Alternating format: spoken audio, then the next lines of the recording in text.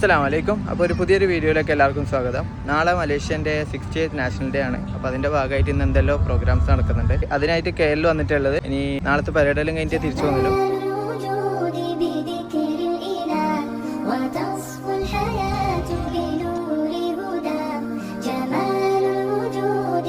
നമ്മൾ 11 മണി വരെ ഇവിടെ അങ്ങനെയല്ലോ ഇരുന്ന് സമയം കളഞ്ഞിട്ടുണ്ട്.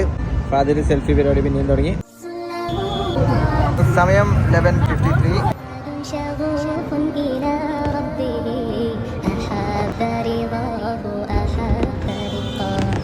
ഫയർ വർക്ക്സ് എല്ലാം കഴിഞ്ഞ് നമ്മൾ ഫുഡ് കഴിക്കാൻ പോകുന്നു. ഫുഡ് കഴിച്ചിട്ട് കുറച്ചും കൂടി സമയം കളഞ്ഞിട്ട് പുത്രജയ പോകണം.